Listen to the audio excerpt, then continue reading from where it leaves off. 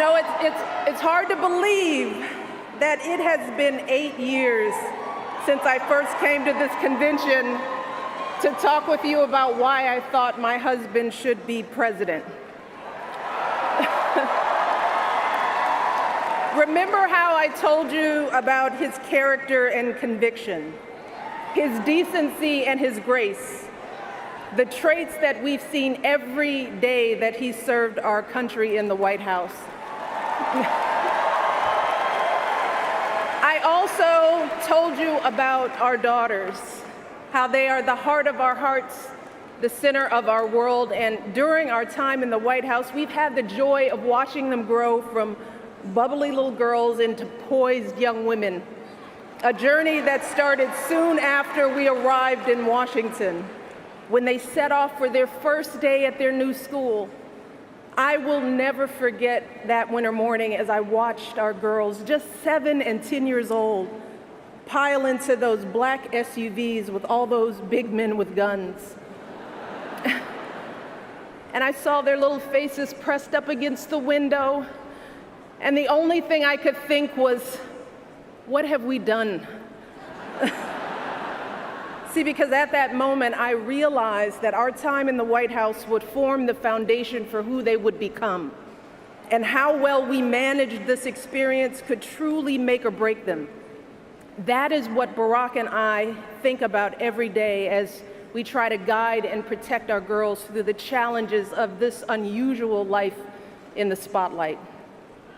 How we urge them to ignore those who question their father's citizenship or faith. How we insist that the hateful language they hear from public figures on TV does not represent the true spirit of this country. How we explain that when someone is cruel or acts like a bully, you don't stoop to their level. No, our motto is, when they go low, we go high.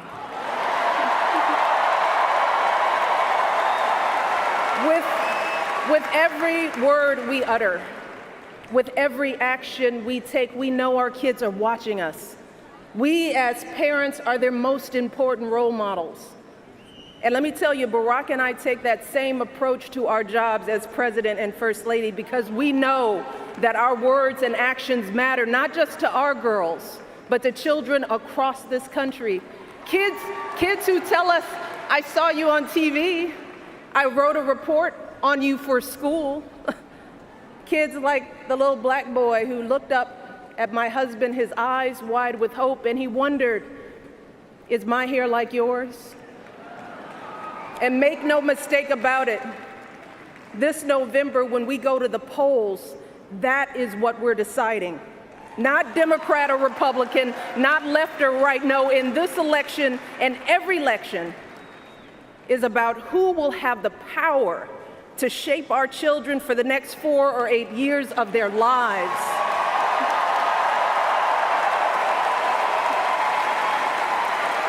And I am here tonight because in this election, there is only one person who I trust with that responsibility. Only one person who I believe is truly qualified to be President of the United States, and that is our friend, Hillary Clinton.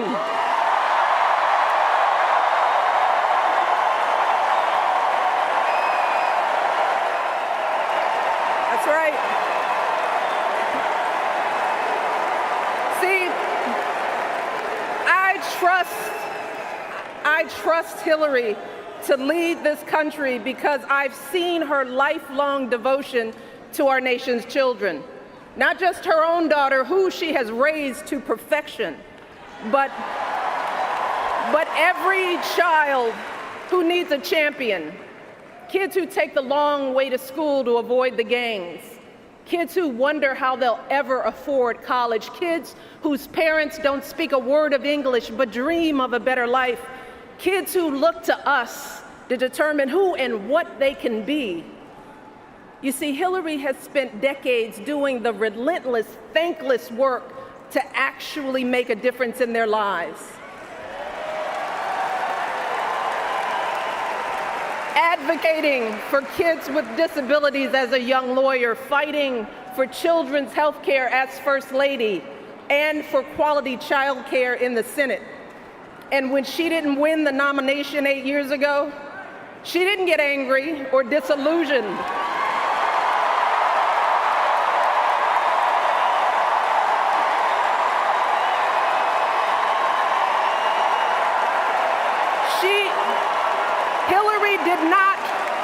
Hillary did not pack up and go home, because as a true public servant, Hillary knows that this is so much bigger than her own desires and disappointments. So she proudly stepped up to serve our country once again as Secretary of State, traveling the globe to keep our kids safe. And look, there were plenty of moments when Hillary could have decided that this work was too hard, that the price of public service was too high, that she was tired of being picked apart for how she looks or how she talks or even how she laughs. But here's the thing. What I admire most about Hillary is that she never buckles under pressure. She never takes the easy way out. And Hillary Clinton has never quit on anything in her life.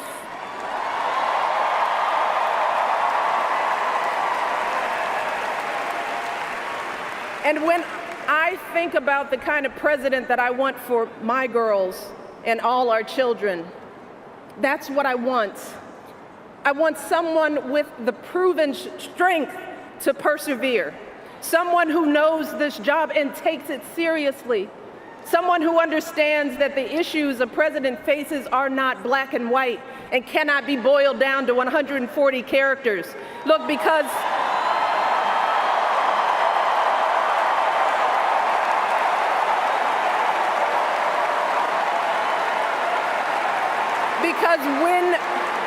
when you have the nuclear codes at your fingertips and the military in your command, you can't make snap decisions. You can't have a thin skin or a tendency to lash out. You need to be steady and measured and well-informed.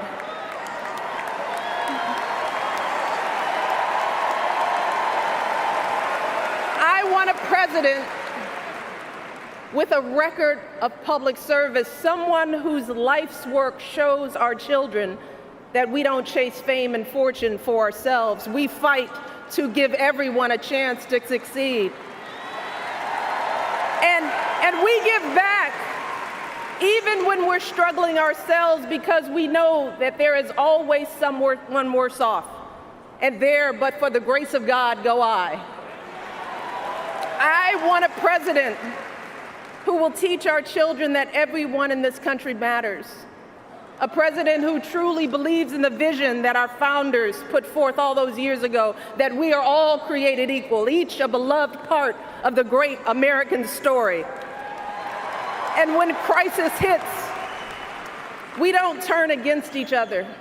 No, we listen to each other. We lean on each other, because we are always stronger together.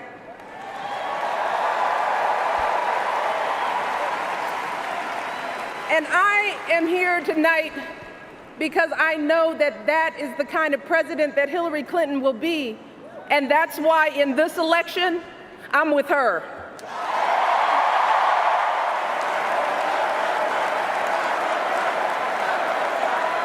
You see, Hillary understands that the president is about one thing and one thing only. It's about leaving something better for our kids.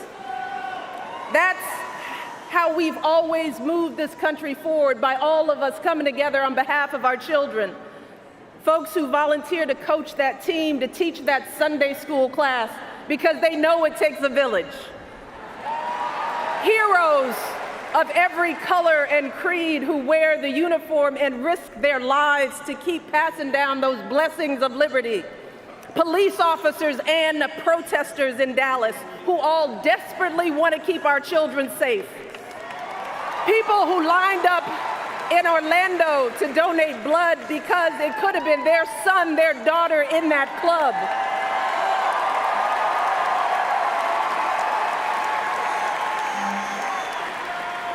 Leaders like Tim Kaine,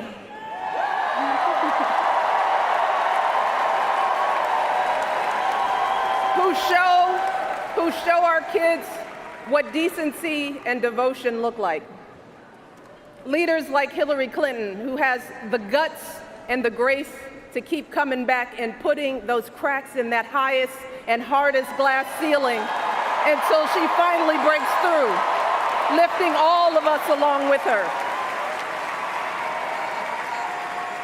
That is the story of this country, the story that has brought me to this stage tonight, the story of generations of people who felt the lash of bondage, the shame of servitude, the sting of segregation, but who kept on striving and hoping and doing what needed to be done so that today I wake up every morning in a house that was built by slaves.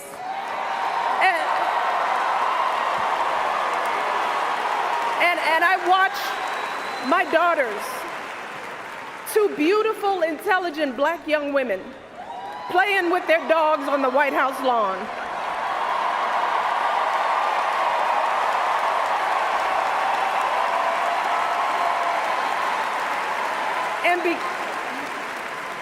And because of Hillary Clinton, my daughters and all our sons and daughters now take for granted that a woman can be president of the United States.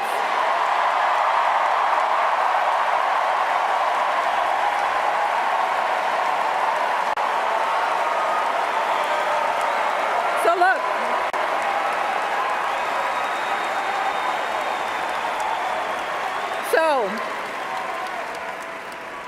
don't let anyone ever tell you that this country isn't great, that somehow we need to make it great again, because this right now is the greatest country on earth.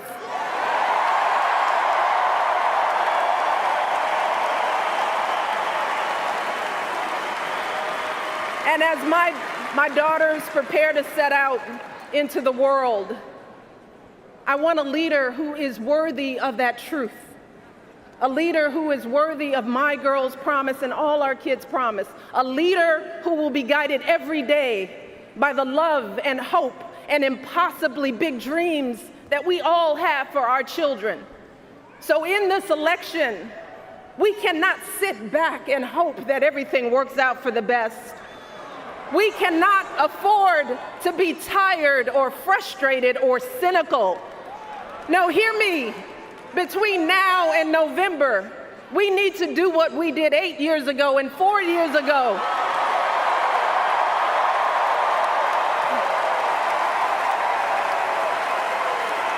We need to knock on every door.